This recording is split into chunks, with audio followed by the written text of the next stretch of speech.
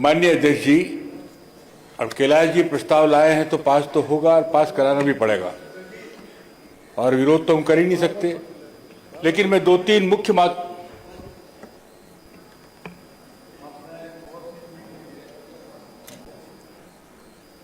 जो कहा अभी, मुझे एक प्रसंग याद आता है।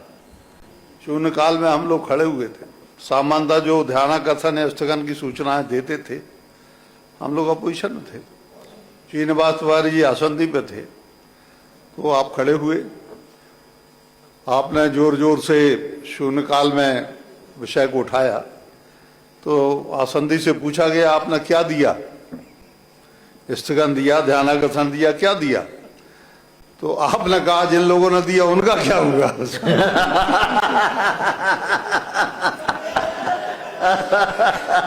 अब जिनने दिया उनका ही कुछ नहीं हो रहा है।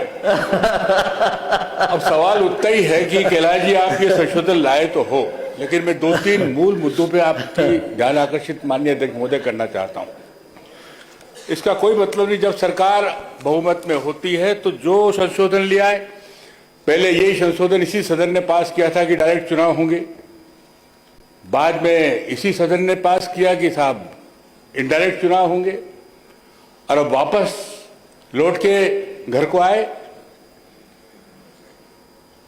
ये बार बार संशोधन सरकार अपनी इच्छा के अनुसार करती है, उसको क्या करना है नहीं करना है। आप लाए हो नगर पालिका का डायरेक्ट चुनाव होते हैं, नगर पालिका के आधे महापौर हो रहे हैं, उनकी चलती नहीं, उनकी कोई सुनता नहीं, कमिश्नर उनकी सुनता नहीं, सरकार उनकी सुनती नहीं, अपंग हो गए, ये शिकायतें उनकी भी रहती है।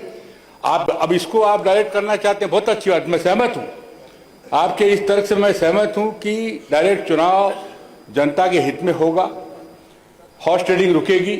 लेकिन हॉर्स ट्रेडिंग रुकती कहां है? सरकार अगर चाहेगी तो हॉर्स ट्रेडिंग 50 खोखे आल होके, क्या दिक्कत है?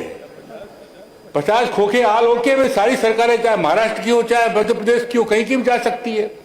और अब तो वो प्रथा भी खत्म हो गई कि चीफ मिनिस्टर आपको विधायकों को चुनना है, पर्ची आई और विधायक देखते रह जाते हैं। ऐसे योग्य आदमी जिसको मुख्यमंत्री बनना चाहिए वो बन ही नहीं पा रहे हैं,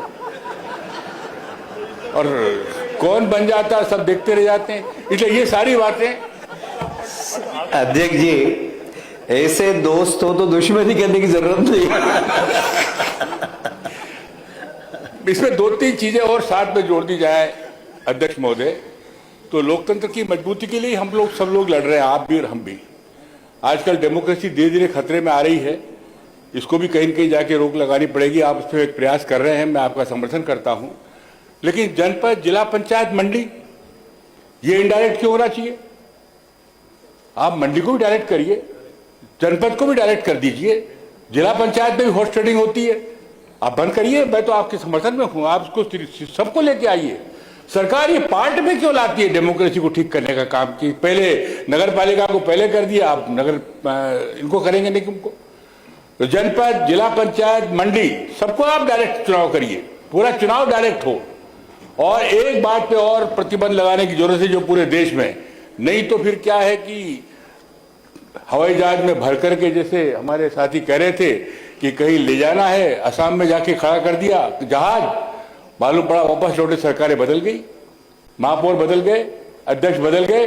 तो इस प्रक्रिया को रोकने का प्रयास सभी दलों ने मिलकर करना चाहिए। अभी संविधान भी खतरे में है और सरकार भी खतरे में है, डेमोक्रेसी भी खतरे में है। आप बचाने का प्रयास कर रहे हैं, बहुत बहुत धन्यवाद। श्री उमंग सिंगार जी।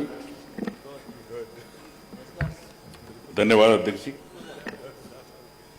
माननीय अध्यक्ष जी, कांग्रेसियों को हमसे जुड़े रहने के लिए हमारे YouTube चैनल को सब्सक्राइब करें और नई वीडियो की नोटिफिकेशन के लिए बेल आइकॉन को दबाएं। अगर आप ये वीडियो Facebook पर देख रहे हैं तो लाइक जरूर करें और ज्यादा से ज्यादा शेयर करें। धन्यवाद।